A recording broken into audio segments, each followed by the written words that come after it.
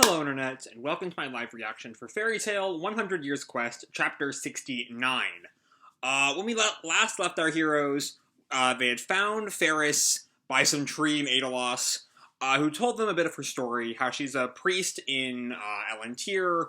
I think a priestess, she said, but her family works to kind of get rid of some of the excess magic power that's just kind of naturally spawned in Elentir. Until Selene approached her and told her that if she did not get rid of the dragon gods in Earthland, she would take over Elentir. And while Ferris was gone, she took over Elentir. So that didn't work out too well. But also that her real plan in awakening Alderaan was just to, make Earthland more interesting. Anyway, Selene shows up and drags the heroes to Elentir, which is where they are now. So let's jump right on into Chapter 69, Hand. And our picture here is, Team Erza, Team Natsu, sans Erza, with Juvia in the background, as Gray helps Wendy get a book on a high shelf, and Lucy looks frustrated at Natsu, sleeping on a pile of books. Chapter 69, Hand. So we open where we left off, with the gang on a cloud, Wendy tending to Ferris, who was, shot through the stomach last chapter, and Ferris sits up. "Thank you very much. I'm fine now. Your recovery magic is incredible." And Wendy tells her, you shouldn't move, just... And then she sees that where her shirt was, torn with the little magic bullets, her skin is already healed. Huh? The wound's closing already? That can't be. And Ferris tells her, "This is Elentir," and Toka chimes in, "The world Ferris and I come from." Presumably, the magic here is so strong that when even the little bit of magic Wendy used on Ferris was enough to already heal her. And Gray kind of panics. "Hang on, we're on top of a cloud!" Natsu also has a different reaction than Gray. I can't quite read what it's supposed to be. "We're riding on a cloud?" And Toka tells Wendy and Carla, "This is one of our islands." "An island?" And Carla looks away. How fairy tale-esque. Was that a pun? Was that a pun, Mashima?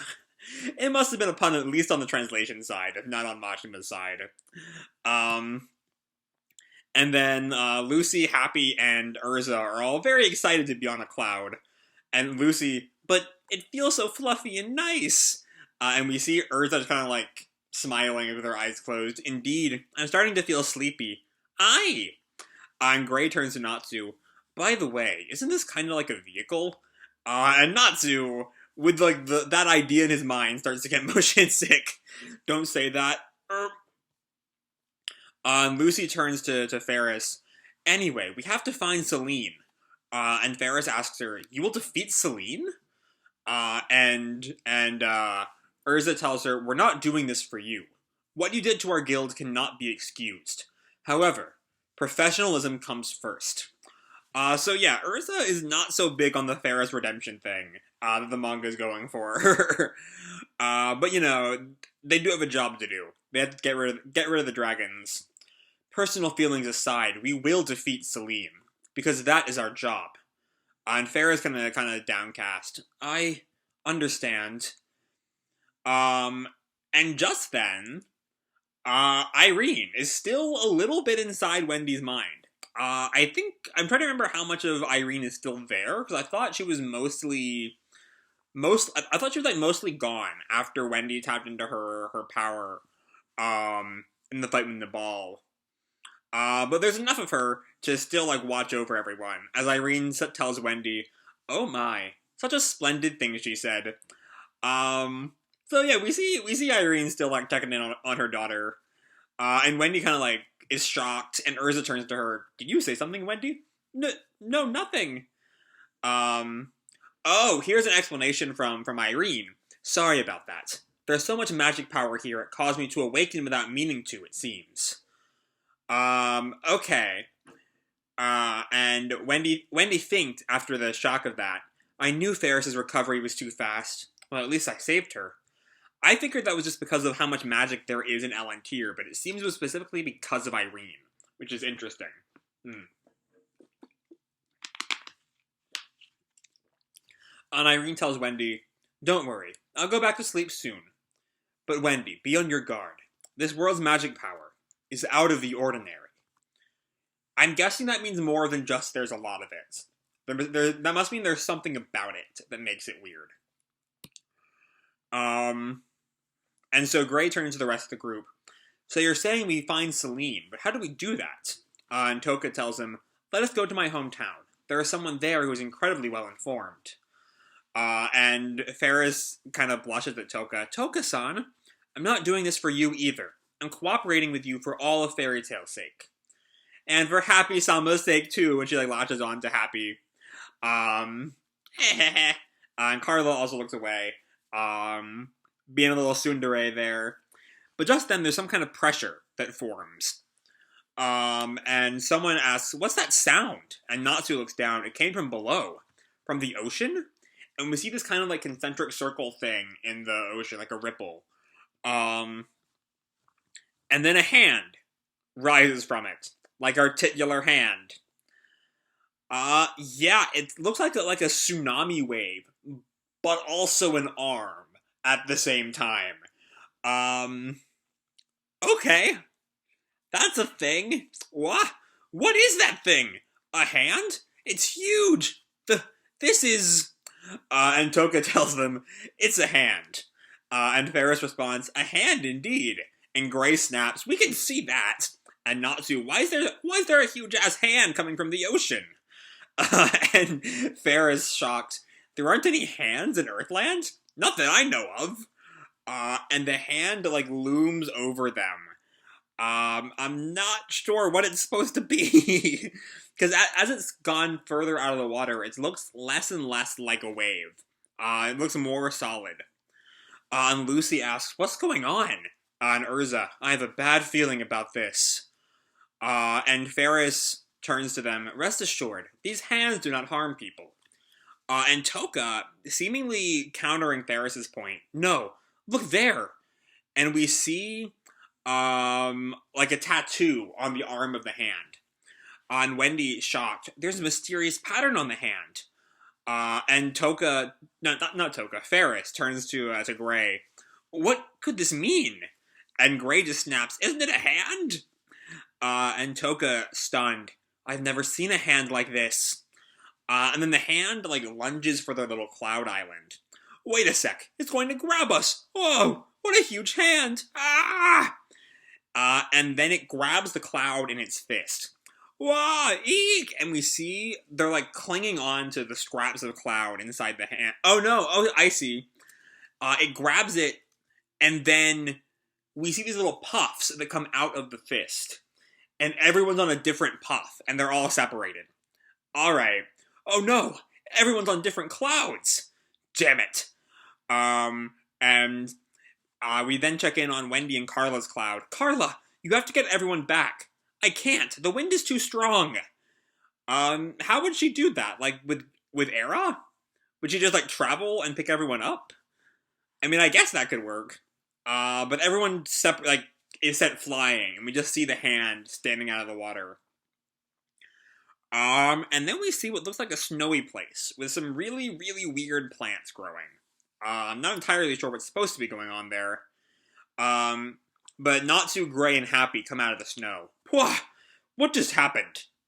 And Natsu snaps at Gray. Snow? What do you do this time? And Gray tells him, I can't make snow fall. And then he thinks to himself, fall? And we look at it, and the snow isn't falling. It's rising. Wait, the snow is falling off of the ground. No, should I even call that falling?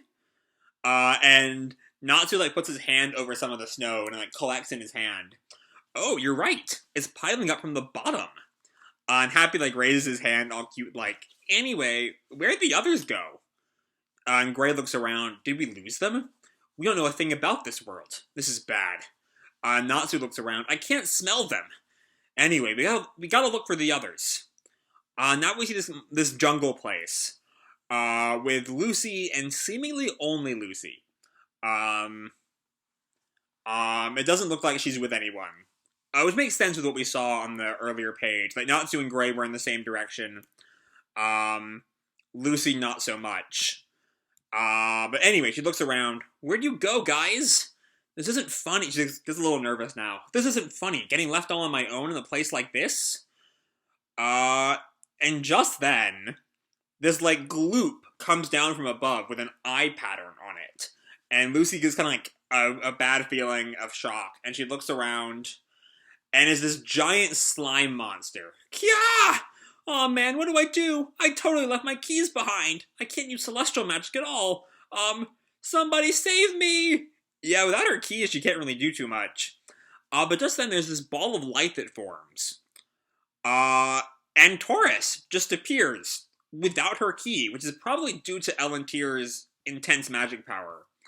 I've been utterly waiting for you to say that, and he just slices up the slime monster with his axe. Huh? Taurus? I'm Taurus. Ever the perv. Those clothes you got, Lucy-san? They're real nice. And he shoots with like a thumbs up and a cheesy grin. The slime monster just collapses to the ground behind him. And Lucy asks him, but how? I don't have my keys. I bet it's because of this world's magic power. Lucy kind of takes that in. Elentir is amazing. And now we leave Lucy and come to a town with Erza, Wendy, and Carla. Which is a good... Oh, hold on. This specific group of people, Erza, Wendy, Carla, and Irene, that's gonna come up. Just you wait, that is going to come up. I don't know how, I don't know when, but it will.